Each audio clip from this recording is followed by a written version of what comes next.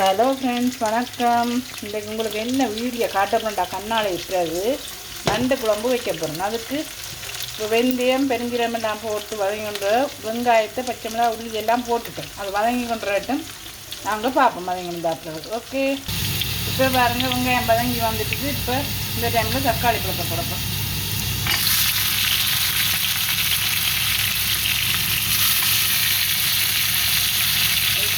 தக்காளி ரெண்டு கடை தக்காளி பழம் வந்து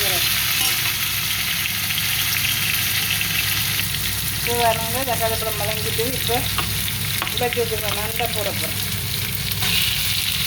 நண்டை போட்டுட்டு பாருங்க, நண்டு போட்டு ஆக்கிது ரெட்டி போட்டு மஞ்சள் தூள் போடுவோம்.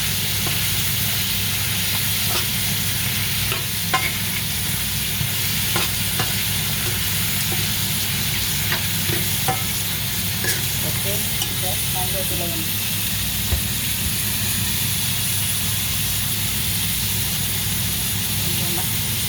மஞ்சள் தூள் போடுவோம். எடுத்துடலாமல்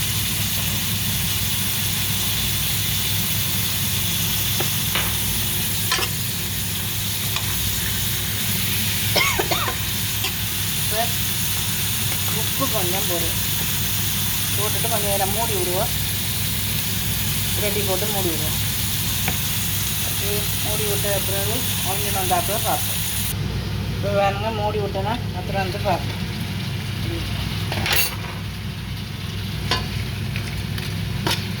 ஓகே, இப்போ வந்து நாங்கள் தூளையும் போட்டு பிரட்டி போட்டு அவிய விடுவோம்.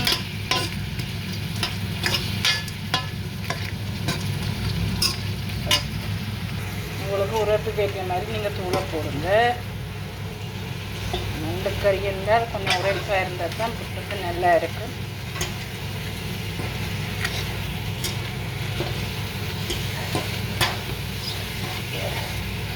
ஒரு கையால் வீடியோ எடுக்கிறோம், ஒரு கையால் கேட்குறோம். அது சட்டி ஓடும்.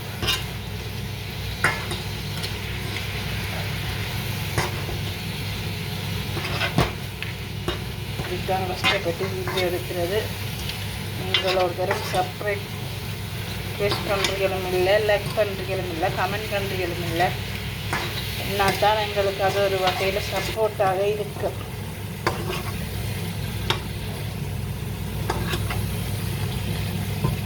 பாருங்க, ரெடி விட்டாச்சு. மூடி விடுவோம். கொஞ்சம் நேரம் 5 நிமிஷத்துக்கு பிறகு திறந்து பார்ப்போம்.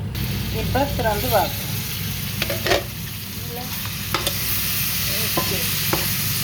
இந்த டைமில் நாங்கள் அளவுக்கு ஏற்ற மாதிரி, குழம்புக்கு ஏற்ற மாதிரி தண்ணி விடுவோம்.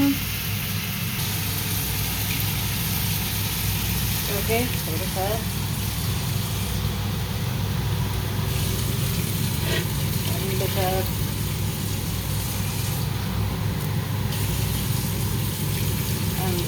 தண்ணி விட்டுக்கிறாங்க.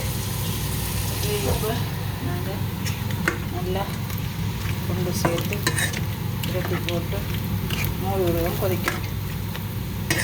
கொதிச்சு கொண்டு வந்த அப்புறம் பார்ப்போம் நண்டு கறி எப்படி வந்திருக்கு. அதுக்கப்புறம் கொஞ்சம் உள்ளி மிளகாய் இடித்து கத்திர பருவத்தில் போட்டால் நல்லாயிருக்கும். இடித்து வச்சுருக்கிற கட்டையே போடுவோம்.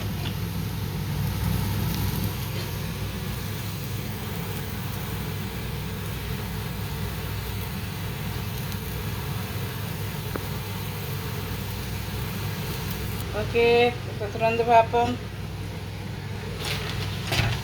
ஓகே, இது என்ன செய்யணும்னா எடுத்து வச்சது மிளகாய் போட போகிறோம்.